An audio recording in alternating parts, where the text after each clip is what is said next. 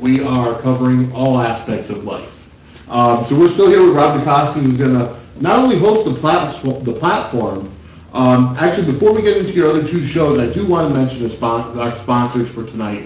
We have CXP Studios out of North Haven, KBW Designs out of Brantford, which you'll see a commercial of theirs. Either you've already seen it or you've seen it later. I'm not in the control room, so I'm not sure when to play it. We also have Eagle Eye Entertainment out of North Haven. Sports Plus out of North Haven, who designed these great Sportswire Entertainment shirts. Thank you. And made them for us. Thank you very much. We hope he's watching. Dr. J of Rent to DJ is doing all of our music. Our opening theme song, which didn't get played tonight, but we're going to work on that for future shows. And also some other music. He actually put together a theme song for the platform as well. Sophie Marie's Pizza out of Hamden. They provided us some nourishment for tonight. And then New England Film Studios, right from where we're broadcasting from, in New Haven. I want to thank you to all those great sponsors for helping us out tonight. And definitely all the links are on the website, except for CXP and KBW, which, well, actually KBW is on there, but CXP is not. I will put that on.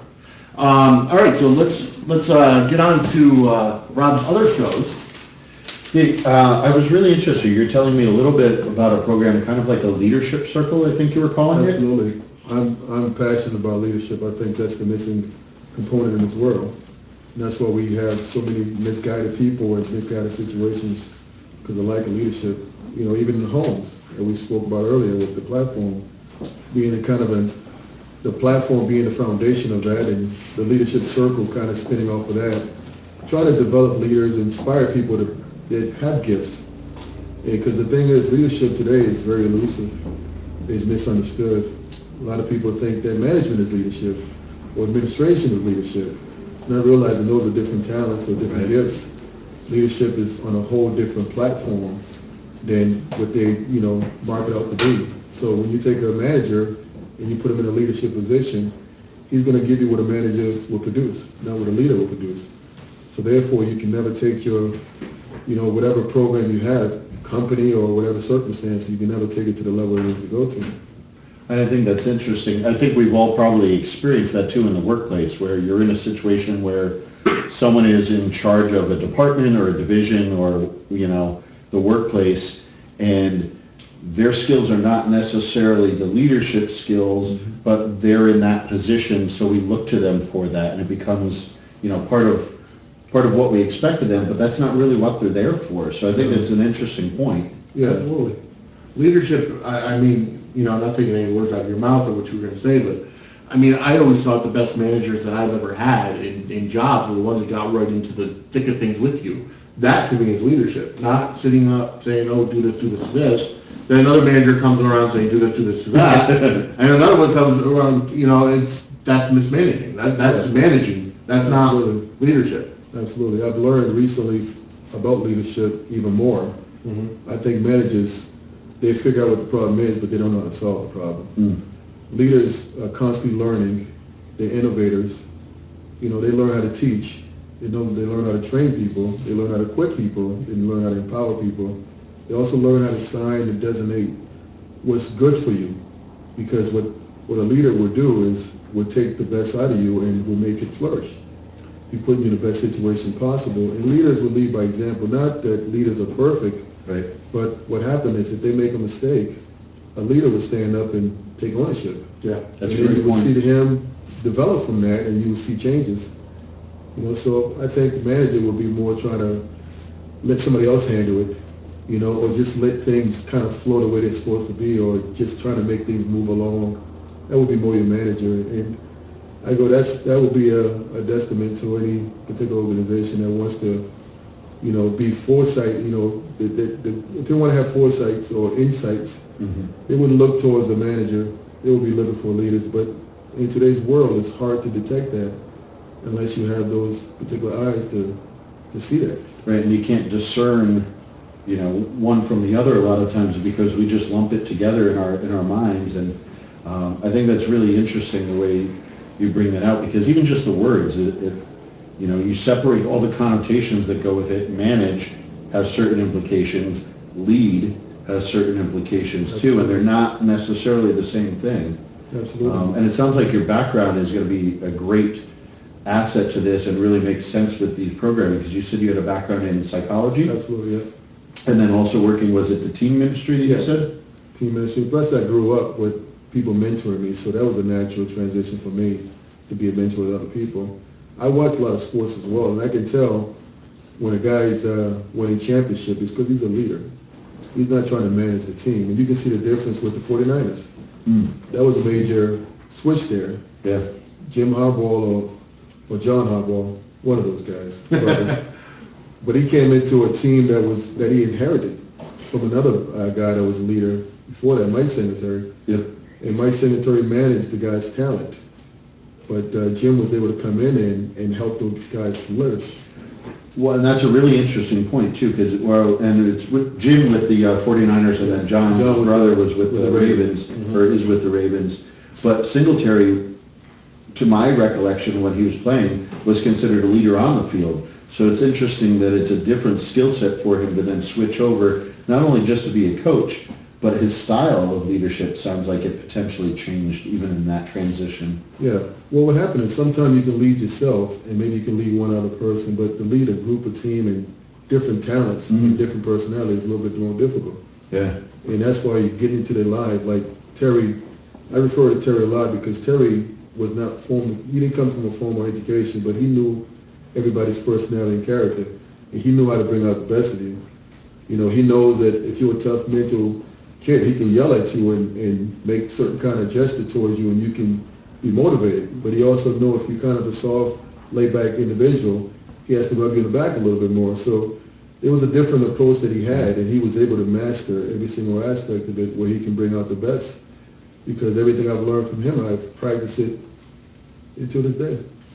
I don't want to run out of time on this, but you mentioned when we were talking prior to the show, Men of Steel program, and I thought that was really fascinating, and I love the acronym. Yeah, that's an approach that I wanted to take with just developing solid leadership and really making a distinction between managers, administrators, and leaders. Do you mind if I hit the acronym there for Yes. the STEEL? So it was STEEL, and we've got student, Yep. train, correct me if I'm off on any of these two, equip, empower, and leader. Yeah. And I think that's a great acronym for Absolutely. Men of Steel, being men of fortitude, strong, and having all these components, because a lot of times we'll think of strength. Well, we forget that there's training and there's equipping and there's, you've got to be a student. You've got to be willing to learn to really become that kind of leader. You got to constantly be a learner. I heard this quote a long time ago from Jim Rohn. He said, never be lazy in learning, because learning is a segue for a lot of things. You innovate through learning. You can learn from observing people. You can learn intellectually by reading, or you can learn by self-improving. You understand your weaknesses, you make connections to certain things, and you discover what kind of path you can take. But you got to be honest and you got to be committed for the most part, you know what I mean? Because it's got to be a consistent thing that you do. It can't be something that's a fly-by, but you got to be consistent, You got to be on a daily basis with that stuff. And eventually you get there, but the biggest thing about it, I see, you got to be really patient with yourself. You got to really be patient with yourself. So talking about student and training and all this, we're going to segue into the next show that you're going to be doing, that's the Teacher's Corner. Yeah. So tell us a little about Teacher's Corner. The Teacher's Corner is They all something seem that... to coming together. Yeah, what I want to get as many people involved with the shows. The Teacher's Corner is going to serve as an opportunity for people to come on and help train, just kind of like Redeem was speaking earlier, how to empower people spiritually. The thing I realize about empowerment is if you give somebody a task and they don't embrace it, they're not empowered. It's not until they embrace it and they become empowered. So there's a lot of people that don't know how to read the scriptures. Some people don't understand how to interpret the scriptures. Now you can refer them to a bunch of books, or you can sit hand in hand with them and give them perspective, and you can teach them along the way until they develop their own personality and character, and they can go ahead and do it on their own. But everybody needs somebody to walk with them. From the beginning, Adam and Eve. Right. God walked with them, and taught them a few things, and the choices that they make was on their own choices. But today I wanted to just talk about how we can bring a lot of different people in. There's a lot of people that's a lot more wiser than I am. I don't want to hog up the whole floor, but there's going to be a lot of people that I'm going to give opportunity to be able to share some of the, critical aspect of training that they've done over the years that's got them to a certain point, how they study their scriptures and what kind of books they use and how to self-train. So there's a lot of people that's going to be involved where I can basically say, this is not isolated wisdom, this is wisdom abroad, it's expanded. So whoever you can relate to, you can go to that person and learn how to do it. For me, I spread out 4 or 5 different books, 3 or 4 different Bibles and, concordance and commentaries, and I just go at it. And I pick at least 4 hours a week to do something like that where I can do in-depth study. But along the way, I take little bits and pieces of it, One time a friend of mine asked me a question. He said, how do you eat an elephant? Well, you cook it, and then you eat it. Well, he said you eat it one bite at a time. So when you look at the Bible, it's so vast, and what I've learned today, 10 years from now, it will be something totally different because my life will be in a different place. So I got to be able to be in a position where I can eat a little bit at a time, and it would help me basically learn how to digest and learn how to flourish from it as well. Yeah, absolutely amazing.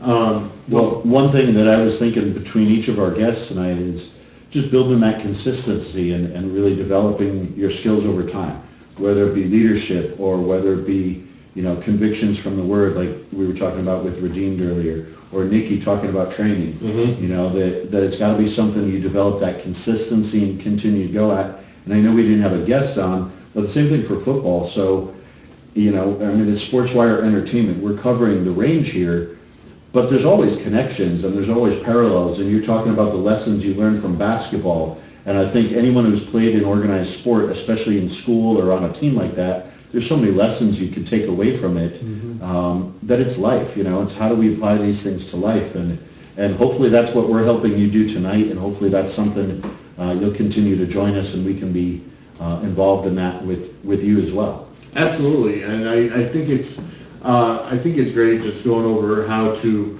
empower people, and especially at the beginning, talking over our in the beginning of this interview, talking over the teams and what needs to happen, because that like I said, our kids are our next generation. You saw my son up here earlier singing the national anthem, and that's one of his talents that. He's got the talent to sing. I don't have it. I can barely do karaoke for country because that's the only genre of music that sounds good when you don't have the tone. But the thing is we need to empower the children. So whether it be inner city basketball, whether it be anything, you got great shows. Yeah. And One thing I'll add to that would be you got to love it and you got to have a passion for it, or else it's going to dwindle away and it's going to be just another thing that's a flyby. Right. But you got to have a passion for it. You got to love it. That's where it starts. Yeah.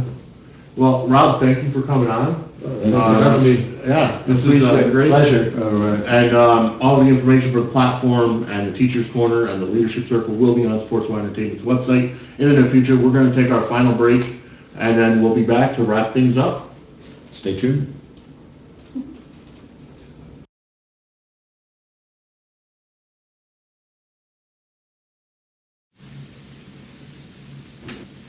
Everybody get set!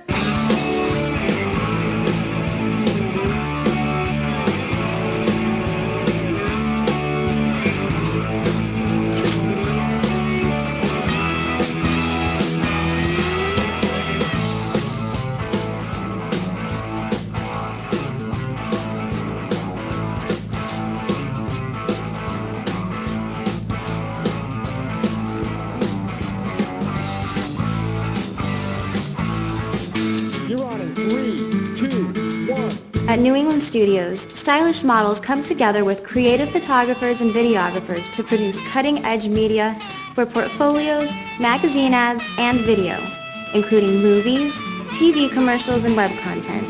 Many unique sets make this studio a dream to work in. The dressing and makeup room is close to all sets.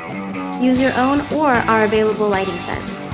There's also plenty of available window light for that perfect natural light look. Our wide variety of locations, including our spacious main room, allows for many options and gives you the best chance